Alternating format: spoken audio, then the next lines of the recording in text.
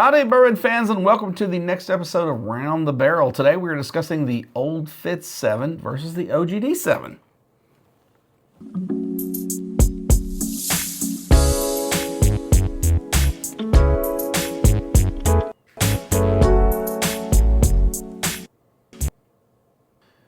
So these were both releases in 2025 that you and I did get. We look forward to this, and I've since found out from what we're tasting now is that the Old Fitz 7 has two releases. Okay. So there's a gold band with this one, and I just learned this in Florida. I haven't had the gold band, so we're speaking strictly from the green.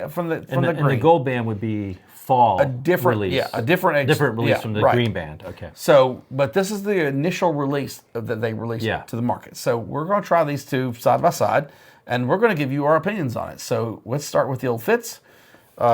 Old Fitz is one of those that when we first met, Old Fitz was one of those I could not get a hold on.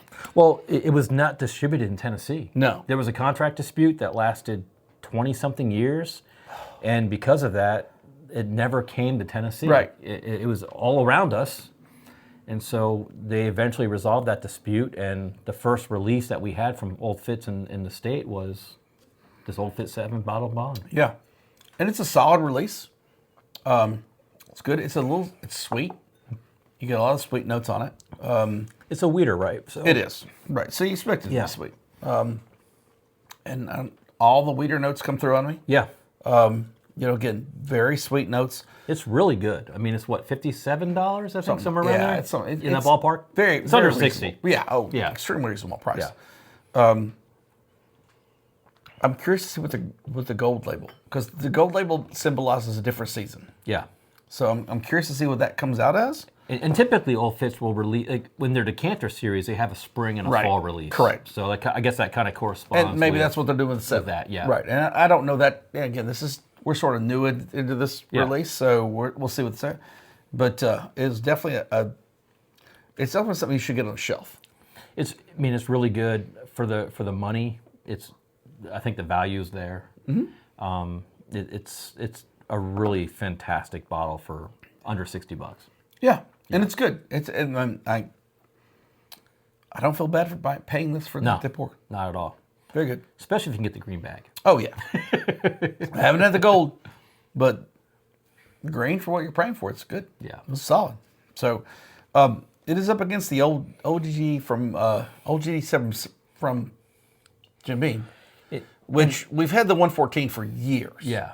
So the 114's been around for a long time. And when they released the 7, I was kind of like, is this just a marketing ploy to make more money, or is it just kind of like something they're trying to do that's validable? Yeah. But even like the old grand, the bottled and bonds, the 100 proof, are fantastic. Yeah, but again, you're releasing another brand in which Jim Beam has a plethora of brands. So I'm like, what are we getting? Yeah. And the OGD 7 did not disappoint. This is fantastic. I've had this many times now. Fantastic pour, typical notes. Yeah, to me, this has a lot more depth of flavor than the Old Fitz does. You get the Beam notes on this. Yeah, had peanuts in there. Yeah, yeah, and it's just it's a lot more flavorful. To me, the Old Fitz is just kind of a one note. Right.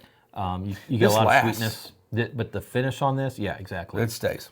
So I think the Old Granddad, and the Old Granddad I think is only like $45. It is. So for the price, I think the Old Granddad is going to win the day for sure over the Old Fitz. But even from a taste perspective, value, I think everything's there with the Old Granddad. I have to agree with that. I mean, based on what I'm tasting, you still get, to me, the one thing I like about it is the OGD 7 still gives you the typical Jim Beam notes. Yeah. That peanut's still there, but it's like saying we're extending ourselves out. They're giving you for a less price. Yep. Everything that we are. And it's excellent. It's really good. Old Fitz, I really like it. It's not a bad, I don't think either one's a bad purchase, but simultaneously, if I were betting, I would say OGD.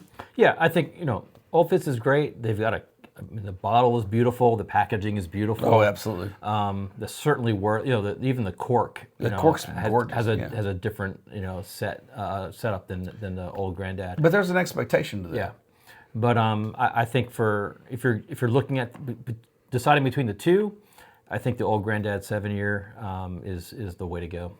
So, JR and I giving you our thoughts on what the two bring forward. They're both excellent. They're both worth the price. Go out and give them a shot yourself. Again, like, subscribe, give us some comments on what you think of the two, and we look forward to seeing you on the next episode.